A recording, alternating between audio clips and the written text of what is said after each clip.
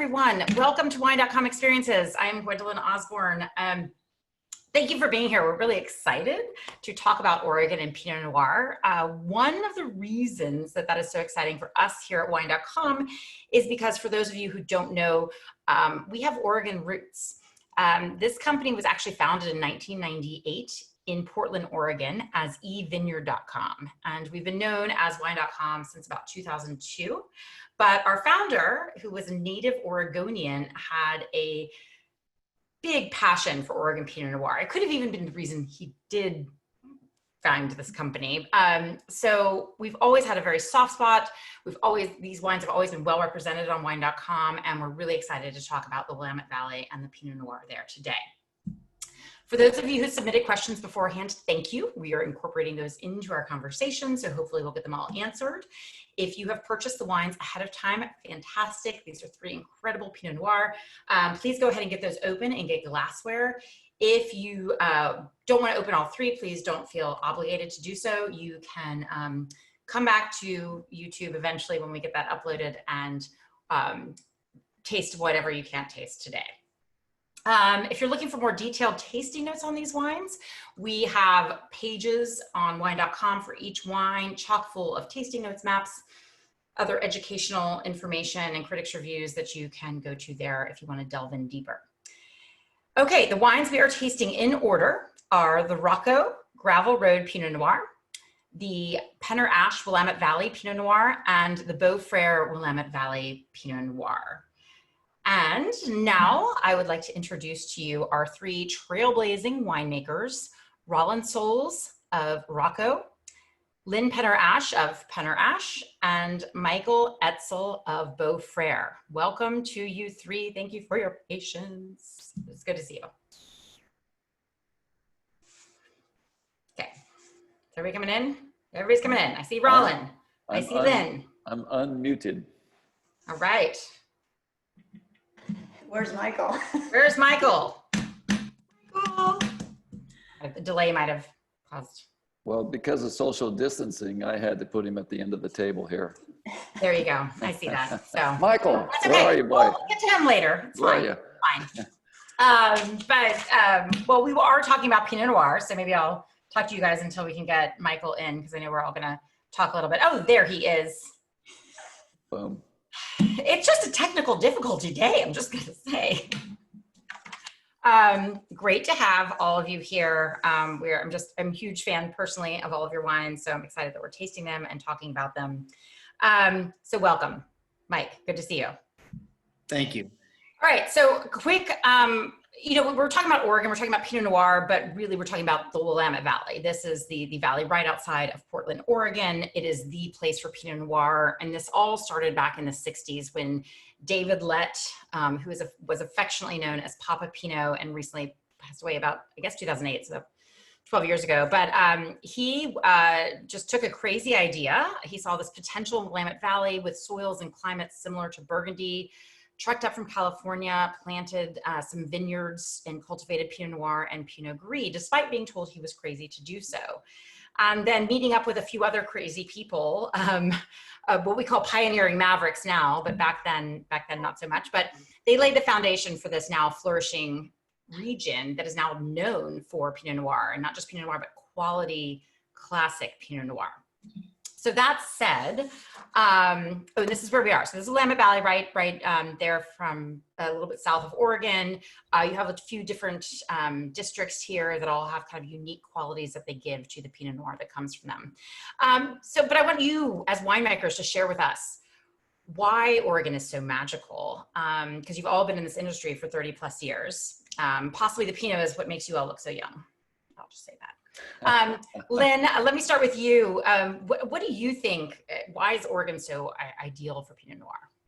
I think it's our climate. It's very conducive to growing Pinot Noir. It's a much cooler climate than a lot of other regions. Having made wine down in California and then coming up here is quite a shock in a way how different our climate is from growing wine down south.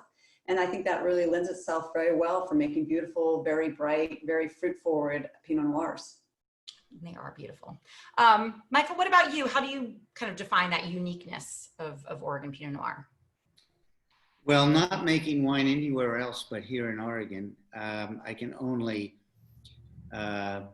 give my impression of what Oregon, our springs are somewhat unpredictable. At times we have bloom, bad weather during flowering, which can affect yields. And then of course our evenings are quite cool.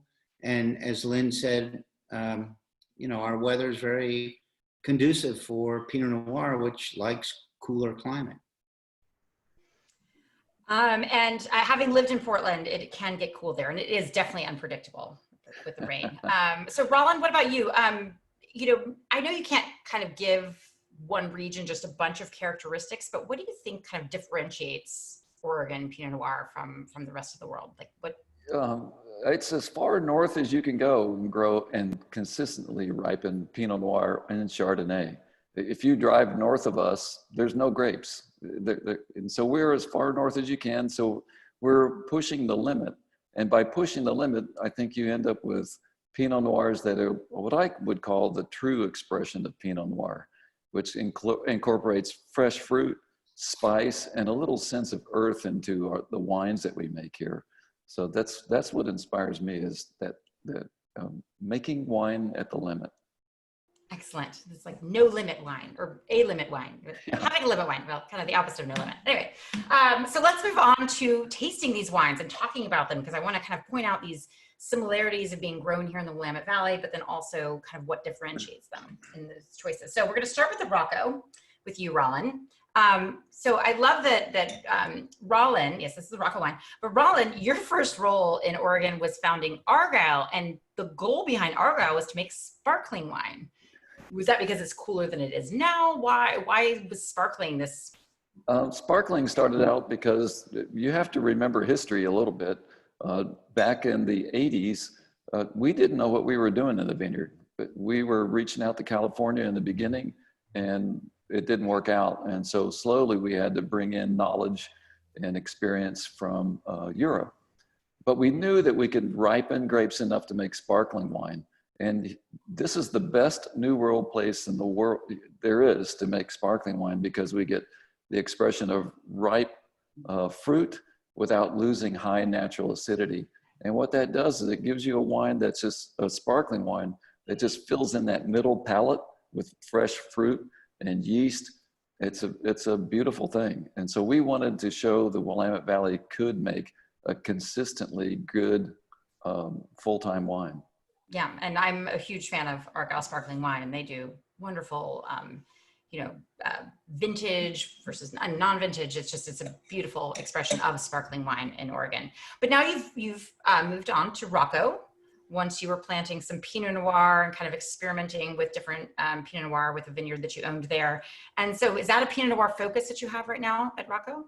I set up Rocco completely opposite to the way I set up Argyle. Argyle brought in foreign investment, and Rocco is just my wife and I, Corby, who's the CO in Rocco. And on top of that, we started Rocco to make Pinot Noir first, and then 5 years in, we put on a Chardonnay. 10 years in, we put in a sparkling wine called RMS, and that's completely opposite to what Argyle has done. But my experience at Argyle gave me the strength to pick great vineyards, to put in the right clones and the right rootstocks in my own Wits End vineyard. So it set us up for success. And today, Rocco far exceeds my expectations. That's great. And I love this wine. Let's talk about this wine. Let's taste through it. And if you could talk us through kind of where these vineyard locations are that you are choosing, the clones, what is the style goal? So just kind of walk us through it as we taste it, please. You betcha. So 2018 was a pretty Cinderella kind of year. It was Goldilocks, whatever you call it, where it was just perfect. Super easy. But the difficult thing in those kind of years is just to get I call it a bindi, just a touch of red fruit, because there's very few wine regions outside of Burgundy that get consistently a touch of red fruit in their Pinot Noir. And I'm so happy tasting this Gravel Road right now. It still has that touch of fresh fruit.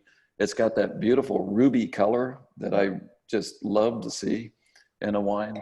So we have bright red fruit. We have a touch of black fruit, of course, like our native blackberries, Himalayan blackberries that grow around here. But it's also got that core of spice with a touch of earth as you swallow it and drink it down. And that's amazing. We did that without the effect of a winemaker, without the effect of a barrel's flavor. And I think it's a true expression of Pinot. And I would put this up to anybody out there that wants to show people what real Pinot Noir tastes like, unadulterated in the glass. Yeah. And is Gravel Road, is that a vineyard, or is it just a road that the vineyards are on? Good question. Yeah. It's about 5 vineyards. Okay. And I have sourced, because our Wits End vineyard the soils are derived from old ocean floor that's been lifted up, sandstone and shale types soils. I've sourced other vineyards that were in the neighborhood. So they're all 10-minute drive from the winery, and they're all derived from sedimentary soils. And each of the 5 vineyards that are in this gravel road are standalone, single vineyard capable vineyards. And then you put them together, it's like, Lyle Lovett's large band, and not just Lyle Lovett out there on the stage.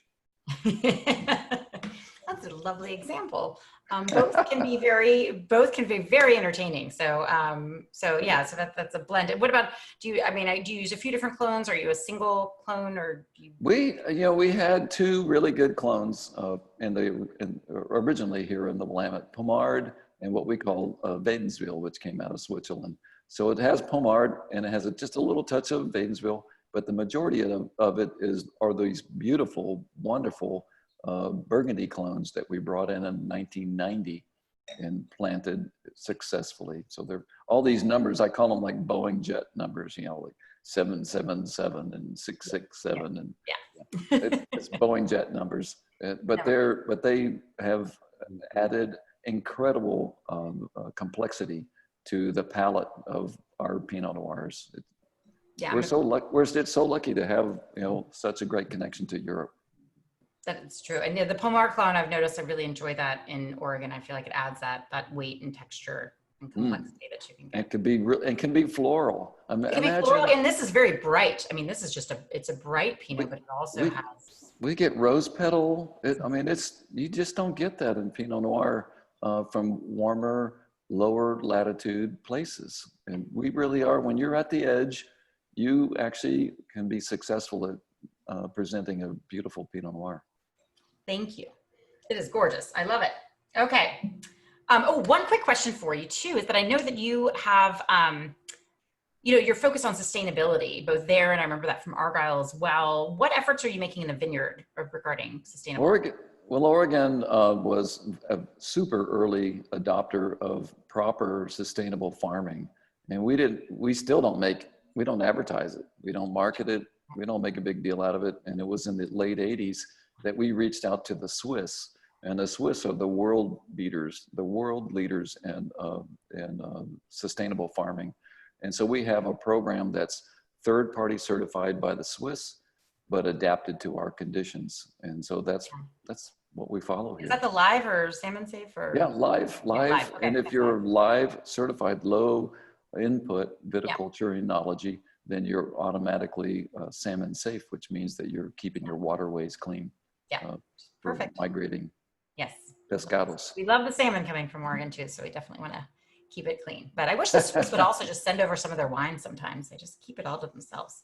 Well, thank you, Rollin. This is delicious as always. Big fan. Thank you, Lynn, let's move on to the Pinot Ash, if we could. So you were one of the first female winemakers hired in Oregon, starting at Rex Hill Winery in the 1980s, late 1980s. But then you founded this winery in 1998. What was your creative vision for Pinot Ash? Well, I think that we were looking to source the vineyards that really spoke to us. And so we're looking at the different sites, and we really wanted to select vineyard sites that encompassed all of the Willamette Valley. I think the Willamette Valley has a lot of very unique growing regions. And so we wanted to be able to source fruit from all those different regions and create something that was unique And we always kind of felt that the Willamette stood alone as its own, in a way, designation, because a lot of people always thought like Willamette Valley was a second label or should be a lower price point. And we thought this is what we can do, is blend these great vineyard sites together and craft a Willamette Valley Pinot blend that is actually the epitome of what the Willamette Valley can do. And that segues wonderfully into my next question, because I want to taste this wine, but while I do, you're kind of known as this master blender. So what was your blending goal with this wine? I mean, I guess you kind of just talked about it, but let's taste it and talk about what we're getting and how that comes through with your blending choices. Yeah.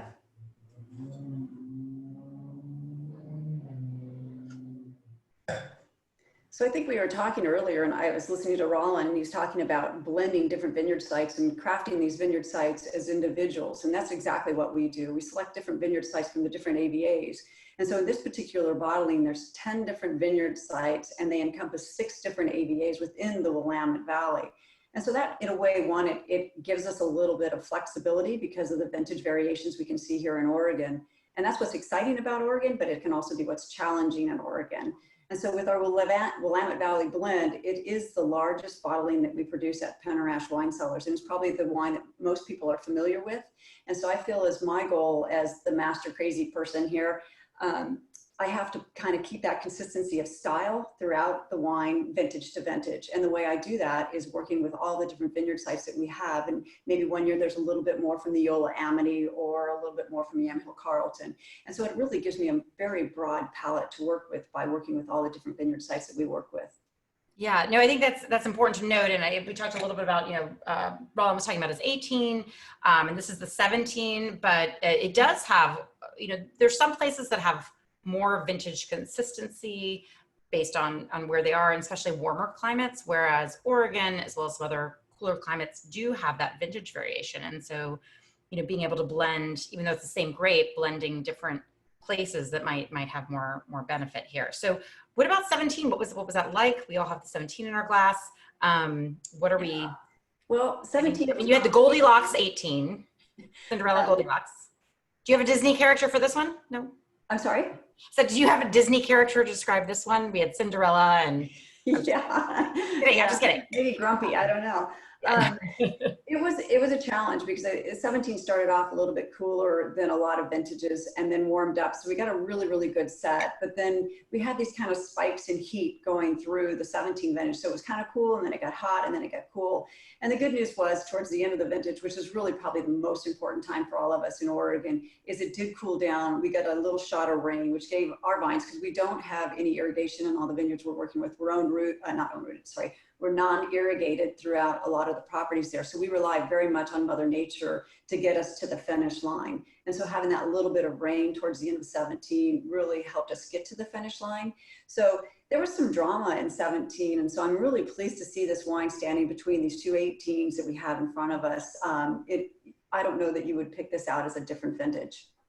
Yeah, no, it's a beautiful, balanced wine. It has kind of a little smoky characteristic that I really like. I don't know if that's from what you chose in the oak or if that's the vintage, but it's really pretty. I mean, it's not super, it's just, I don't know, it's like a savory, lovely backbone it's just very pretty. But it is kind of it's a wonderful, beautiful wine. I know we have a lot of fans who came in here talking about really loving Pairings. But so you've been doing this for about 30 years.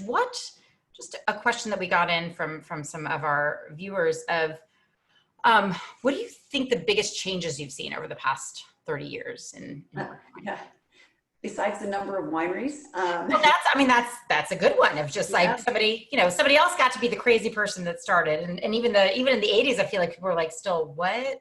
All of us, the three of us here today, I kind of consider us to be the next generation that came on. I mean, we had the pioneers that got here, started their brand. The trailblazers. That's why we call this trailblazers. So you had the pioneers, now we're on the trailblazers. Okay. Yeah, exactly. And so seeing that, when I first started at Rexhill, that was my first job in Oregon. In 1988, there were 49 wineries in the state of Oregon.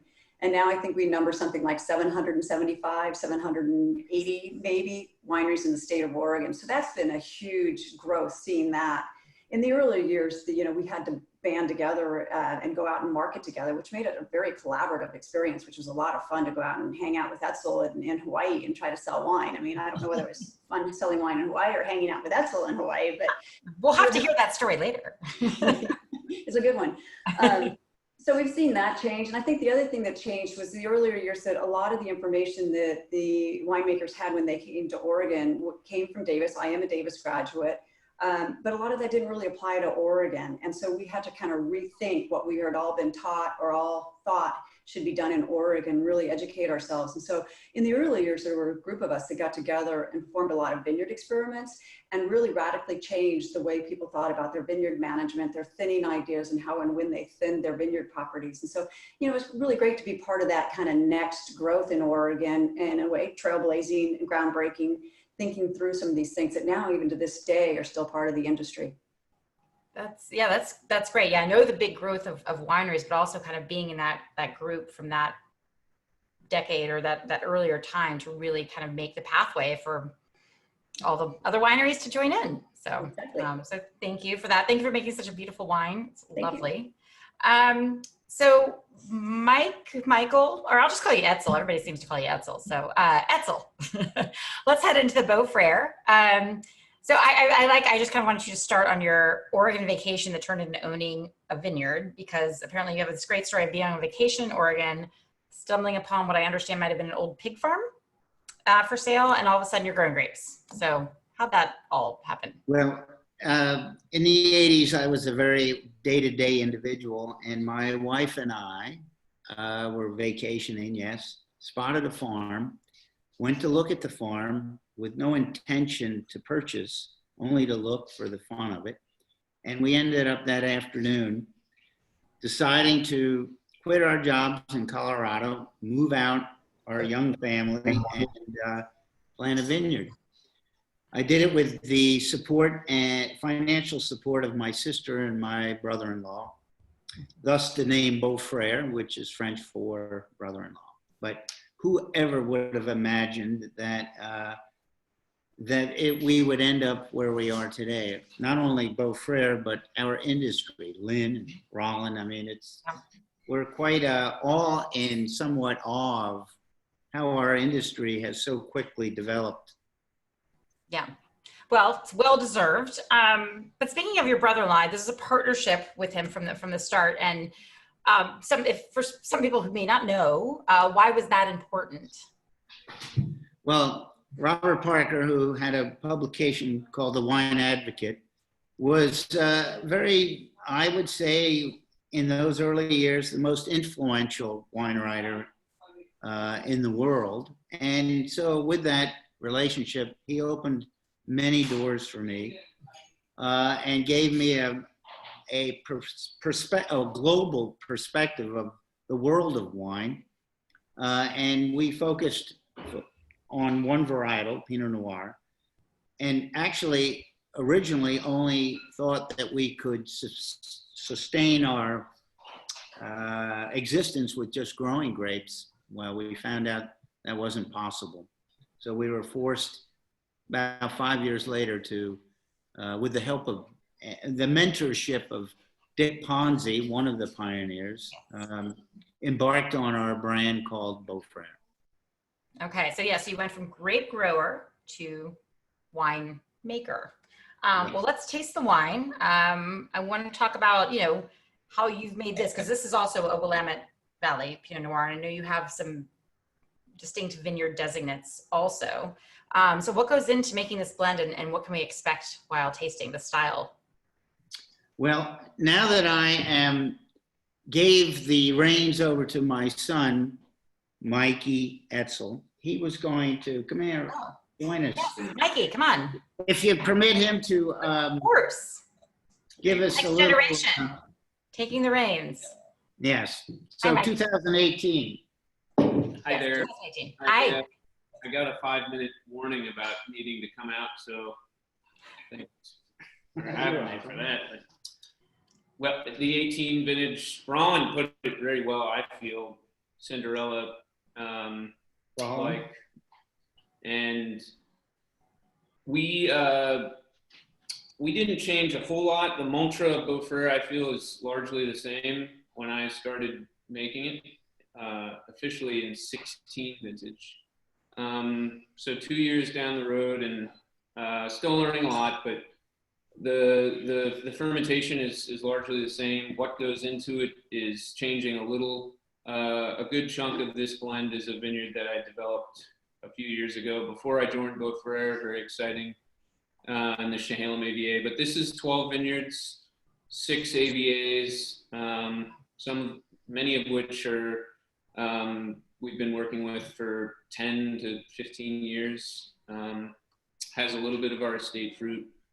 The 18s, I remembered vividly for it being a vintage. Part of the thing that I changed about our production is taking a little more risk with the addition of sulfur dioxide. We use just the taste when we're tasting 2 to 3 times every barrel throughout the year. If it tastes fresh, we can hold it for not adding sulfur, and the pH. If it's below 3.6 or at or near 3.6, we can keep it in the, camp. Camp. I don't understand. In the camp of not needing sulfur until just a little bit until we bottle. You sure you're not getting too technical here? It is, but there are some people out here who are going to love the technical, but I also want you to touch on the taste and the flavors coming through. The 2018 Beau frere Willamette Valley, I would go as far as saying is some of the lowest sulfur wine that we've ever made because of these Cinderella-like parameters in the élevage of the wine, and during the fermentation it was just so clean.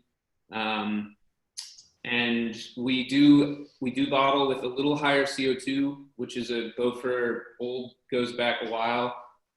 People call us Beau Fritz sometimes, or Beau Spritz, because that also allows us to use a little less sulfur dioxide, as it keeps the wine fresher in the bottle.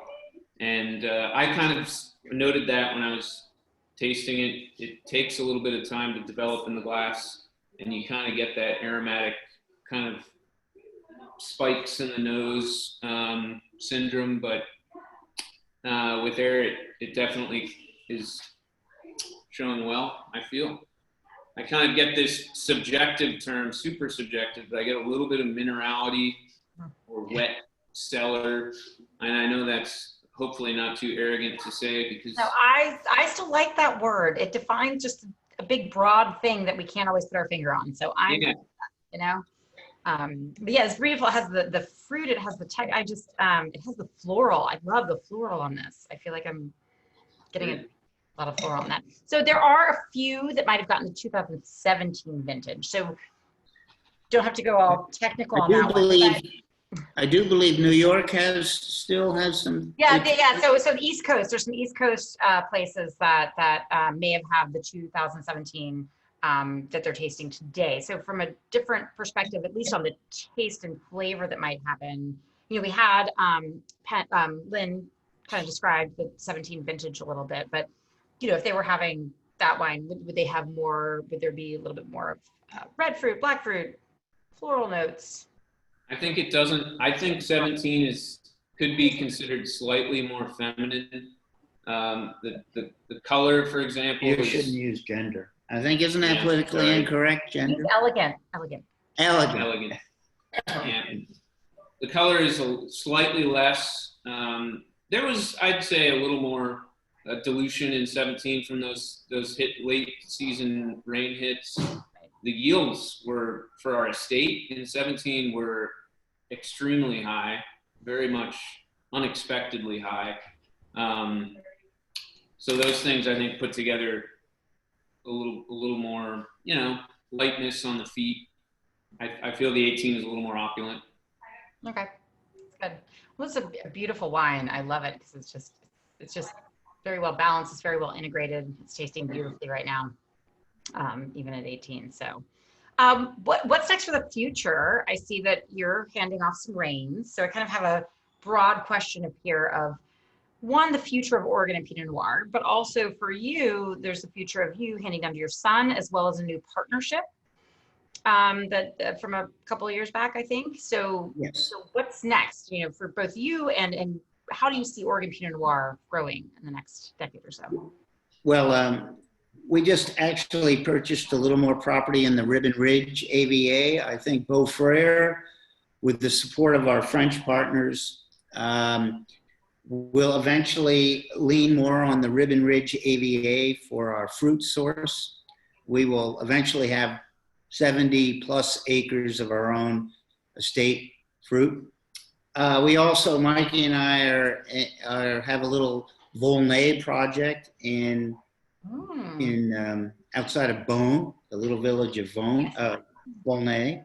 We're going to make a small Beaufort de Bourgogne, hopefully in 2020. But with the situation, the quarantine, certainly we're not going to sit in an airport for 2 weeks waiting to be cleared to go do our job. So it just depends on how quickly this corona situation is cleaned up, whether or not we can do our 2020. Well, those are exciting prospects. So not only just the Volnay sounds really cool, but also that you're acquiring some property in Oregon, some more estate fruit, to be able to kind of do a little bit more there. So, well, thank you so much for sharing these.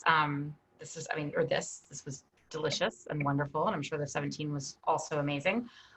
One thing I want to ask all of you is about food. So a lot of people that were registered with us were really curious about food pairings. And to me, I just always say Pinot Noir is extraordinarily food friendly. It goes with so many things, dishes you think are only good for white wines, dishes that you think might need a cab. I mean, you can just put Pinot with so much, but just, do any of you have just a one ingredient or a one dish or just that one thing that kind of is magical in a food pairing?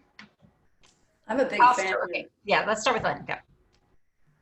I'm a big fan of I love taking lamb with rosemary and a little sea salt and just kind of making a nice little paste on it and then barbecuing it. It's just like, it's a go-to. It's so easy and it's so beautiful with Oregon Pinot.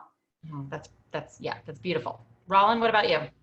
Lamb's easier than you think too. It's so good up here. Oh my goodness. You know, I was going to go, believe it or not, I've had huge success just making carnitas and tacos carnitas with Pinot Noir. It's extraordinary and it's super easy to do. Yeah. Michael and Mikey? My cat was bothering me. I was going to pick her up and say roasted cat, but I decided no. You know, chicken certainly infused with rosemary and a lot of lemon stuffed in the cavity, roasted, high temperature is something that goes well with Pinot. Salmon, how can you? Salmon. Lynn, how could you not mention salmon? We have a giant Pinot party up there that has a salmon that's like, you know, the IPP, what is it? What are we? Yes, a lot of Pinot parties up in Oregon when we can get back there that have big, nice salmon bakes. And then, of course, lamb and pork. I like pork as well. Beef, I'm not real big on beef with Pinot Noir. Yeah. But they have a pigs and Pinot parties for a reason, right? Yeah. I disagree with Etzel. I think that if more people had Pinot Noir with their big time steak and they had a glass of their Cabernet that they like, they'll never go back to Cabernet. And in fact, they'll just unload all their Cabernet cellar and go straight into Pinot. And the second thing is last night, we celebrated the 40th birthday of Cody Wright, who owns Purple Hands. And we had halibut with Pinot Noir, and it was unbelievable. It was so delicious. And halibut's, you know, not a big fatty fish. I had halibut last night, but we opened a white Chardonnay. So next time. Yeah. Peanut butter and jelly. Yeah. What the hell? Yeah, honestly. Pepperoni and cheese, come on. Cornflakes. You can just pour it on your cornflakes. Cornflakes. I think you've gone too far with the cornflakes. Okay, all right. That's all for Moscato, right? Just pour the Moscato. Got it. Well, okay. And so my final question for all of you, this has been so much fun, was talking a little bit about Oregon community. And you touched on this a little bit at the beginning of just kind of everybody's kind of in there, not running blind necessarily, but trying something new that kind of people were very hesitant about, they were skeptical about. And I love just talking to people, winemakers in Oregon, and talking about how everybody knows each other and they banter back and forth and they have best friends. And there's this sense of community, and you've all been there for 30 plus years, which means you might like it. So just kind of tell me a little bit about what the Willamette Valley Pinot Noir community means to you. So Mike and Mikey's, Mike and Mikey, Mike's, you guys want to pitch in on that? It's huge. I grew up bored out of my mind, hanging out with his cronies. Dean Fisher. Lynn, remember Dean? And it was his life. It really is life. Started going to church, which actually changed a little bit the community thing, but largely it is our life, the community of the wine world, and it's beautiful. I love it. The cast of characters is unparalleled, I think. Look at Rollin. Look at that mustache. Character. Rollin, what does that community mean to you? I trimmed this mustache this I morning. know, I've seen it longer. I didn't do a very good job, I guess. We've always been the rising tide lifts all boats. And I just love that. We know that our total success is going to be all tied in with each other. But the other thing is, and I've heard Etzel go on, and Lynn both, we raised our kids here. And now, for Etzel and I, we're raising our grandkids. I mean, there's nothing more close and genuine than that. And the Willamette Valley it's just a beautiful place to raise kids and to enjoy each other's company. Yeah. Lynn, I think Lynn remembers the party of, what was it, 5 or 7? We would travel to different cities, Texas and Hawaii, a group of us, and market together collectively. Yeah. There was 6 or 7 wineries. I'll never forget Pat Dudley. One night we were drinking martinis. Do you remember that, Lynn? No, I just remember when you got stuck with the bill and it was like $3,000. Believe it. Yeah. And before this, you guys were all talking about grandkids and everything. So Lynn, what about you? Other than martini bills, what kind of stands out from the community? Well, I think the thing that I've always found so refreshing about Oregon, and it kind of relates back to what Michael was saying, how we all used to market together. You'd go out and you market Oregon, and then you would market Willamette Valley, and then you would market your brand. And so we were all going out and talking about Oregon, a place for Pinot Noir, and really, really promoting that before we were promoting ourselves first. Correct. And that was so refreshing to be out on the road and being able to talk. I mean, somebody asked me a question about one of these guys' wines, I'd answer it and I'd say, hey, you should try this or check this out. It wasn't all about just pen or ash. It was about how can we sell Oregon in the best way. Yeah, no, that's I've always appreciated that about Oregon. Kind of like, God, I wish middle school were like that. Yeah, I'm coming up on middle school and I'm like, oh, if everybody could just get along. So it's very nice to hear you all talking about your wines. Yeah, you are we had the pioneers, but now you were the trailblazers. And I think that's so appropriate because you really brought these wines to America, everywhere else, and have just kind of made a name for Oregon Pinot Noir, which it well deserves. So I appreciate you all being here and sharing your time with us. As I mentioned before, Wine.com has a special place in their heart for Willamette Pinot and being there. Is there anything else anybody wanted to add before we sign off and finish all of our wines? When Michael started this company, how many years ago in Portland, wasn't it? 98. So yeah, so I started this off, and you might not have been sitting there, but I started this off, yes, in 1998 as evineyard.com. as an Oregon Pinot, I'll use the word aficionado, and loving that wine. So I honestly, Oregon Pinot could have been the reason this whole company was started. Yeah. And yeah, it was founded there. And I think Argyle or Adelsheim, I think, was like number 1. All the wineries have like numbers as they're entered into the system. And I think the Oregon winery was absolutely number one. So Where is Michael? Is he here? Can we see him? Mike, do I He better have his hat. He might be too nervous to do that. Maybe he will. All right, he's got his Oregon hat on. Somebody has to produce the show too, though. Mike, I also The founder. Today. Ron, is his hat on correctly? Yes, I it don't is. know. Is it on I'm backwards, wearing or- this for Rollin's sake. Yeah. Yeah, giddy up, cowboy. All right. Thank you, guys. Okay. Yeah. Producer, founder. Okay, fine. I'm married to him too. So we have to let him Oh know. man. All Thank you right. so much. Wonderful. Well, thank you all for being here again, sharing this wine, sharing these stories. They're delicious. They're wonderful. A lot of fun. And yeah, so let's keep drinking them. Let's keep supporting Oregon. We look forward to everything that's going to come out of there. And for those of you at home, thank you so much.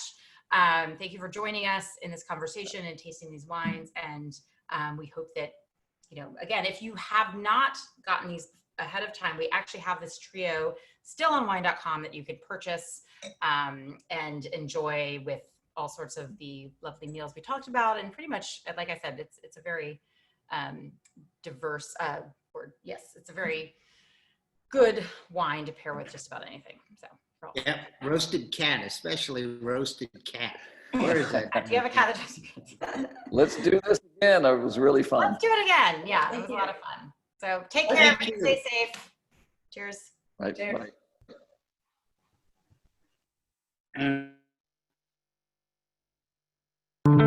It's both a science and a form of high art. It's made from the combination of grapes, sunlight, rain, soil, and time. It's raised up in the moments that matter. It's wine. And we are Wine.com. We have the largest wine selection in the world, online sommeliers with free advice, and now our powerful new app puts the entire world of wine in your hands. Wine.com. Seriously passionate about wine. Download our free app today.